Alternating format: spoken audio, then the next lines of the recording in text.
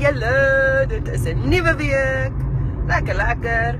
Ek het twee goed wat ek met julle wil deel vanoggend. Die eerste is, ons het 'n fotoshoot gehad by die fantastiese Driekie Potgieter die naweek. Of althans, ons het een geskeduleer gehad. So het ek gedink. Na ure se klaarmaak en hysterie in die huis en alles. Kom ons daar aan en het ek die datum verkeerd gekry. Dis uiteindelik volgende Saterdag en hier Saterdag nie. Ekskuus vir daai hobbels. So ja, dit was prettig. My kinders was uiters moerig vir my, so ons het hulle maar uitgevat vir 'n milkshake na die tyd om te sê sorry.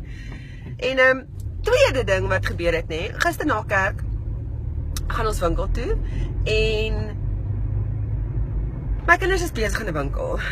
Okay, hulle is besig. Vir al die kleinste, sy's op 'n very much sy wil self oral heen loop stadium en sy's besig. Ek meen sy's 2, come on.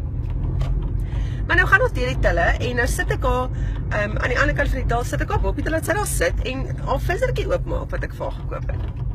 Sal daar nou nie 'n dame by die til langs staan, nê?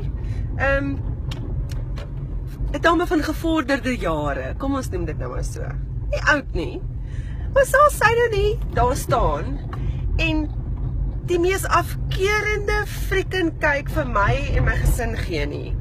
Jy weet daai absolute kan jy nie jou mense onder beheer kry nie. Kyk hoe bedrywig is die kinders. En ek is soos, luister vrou, ek weet hulle is besig. I know that, but this is my circus and my monkeys. And I love every minute of it. Nou wil jy met jou flippen kom, jy weet. Ek tog luister. Up yours. Moenie so vir my gesin kyk nie. Ja, hulle is besig. Ek weet nie of jy ooit kinders gehad het nie, maar obviously jy vergeet, hulle was ook klein op 'n stadium. That's what they do. Hulle is besig. Hulle is kinders. En ek was net soos, unbelievable. En is weer eens daai ding van hoekom ondersteun en hef ons mekaar nie net op nie, maar altyd flippen judge en afkeurend wees en jou gat my skat. Okay, solidly. Anyway, ek hoop julle het 'n lekker week, exciting stuff happening, hou die page op, love you all, gesels gou weer. Okay, bye!